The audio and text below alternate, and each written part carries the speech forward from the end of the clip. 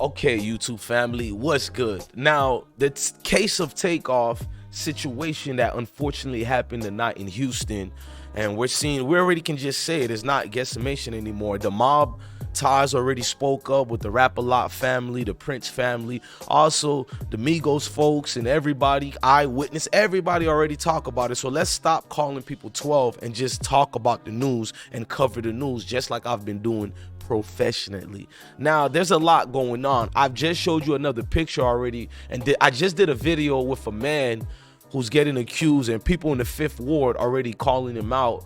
And I'm not saying anything, I'm just telling you what the civilians are saying, and they showed it. Well, there's a new information regarding this picture and other situations. A key eyewitness, another one, because there's been multiple, well, they spoke out against the situation and what really mattered. Let me give you a snippet before I play the whole thing. Niggas had came because somebody knew them over there. I know photographers got more pictures in the room and they probably in one of them, but the photographer's probably not gonna drop them pictures because of everything going on. Okay, I don't know if that person is the actual because this individual, first of all, I got the sauce, had dropped it, so I verified it.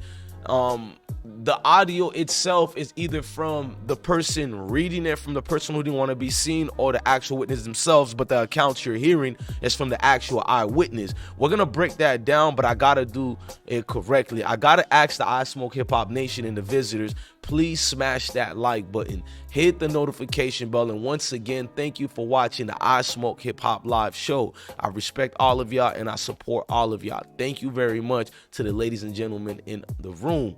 Now let's start it off. Now this is the messages that were given too. We're gonna go over the messages and everything that I got. Told you I got receipts, but I don't like calling them receipts. It's just the news, covering it and updating you guys on the totality of this thing to give closures to everybody involved. Now let's hear the situation being spoken out. Salute to I Got the Sauce, salute to the content he took from the other YouTubers, salute to them too, and salute to the eyewitness. Without further ado, ladies and gentlemen, these are the accounts of actual eyewitnesses. I don't know who brought them niggas up there because it really shouldn't have been nobody from 5th Ward there, but they was in 5th Ward like on Quavo's story and shit before they came, and I guess like them niggas had came because somebody knew them over there.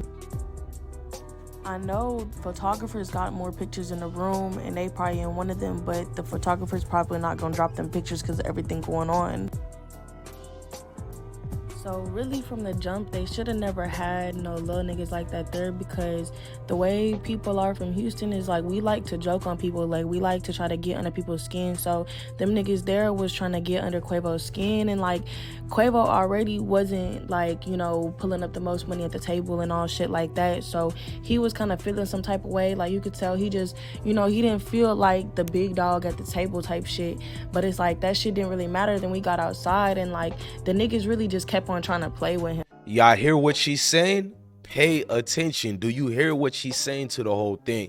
We got to do a separate video on the photographers, because I see what Instagram and Twitter talking about. They're talking about allegedly these guys are getting paid to hide pictures and all that, but we're gonna continue it. But she's really giving an in-depth detail of the situation, and it makes sense, because if the 12 looking for information and at this event there was professional photographers taking pictures, most likely these niggas might get subpoenaed to give their information and all that. Or folks, maybe Instagram and Twitter is right, folks got paid to hide it. I don't know. I'm gonna stay far back from that. Let's continue to listen to this witness here.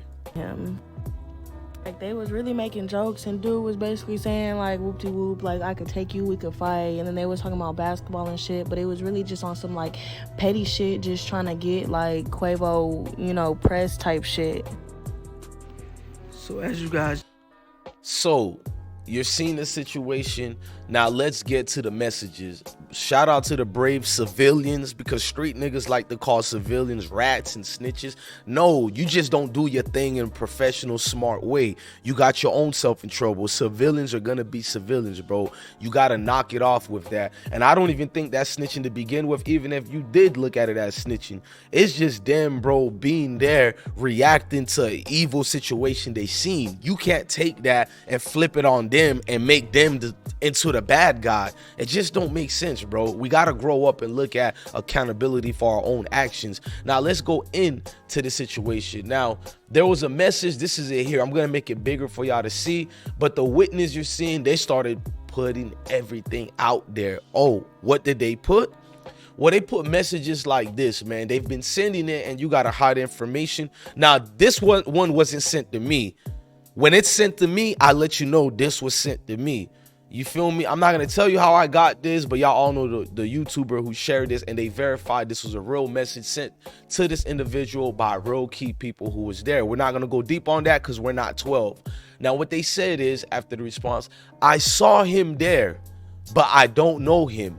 I know he was sitting at the table gambling.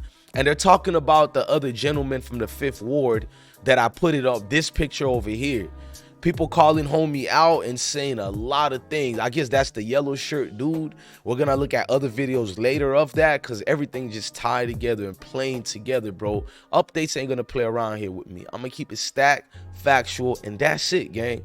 Now, let's get back to it. Let's go to a bigger view. Now, this was it right here.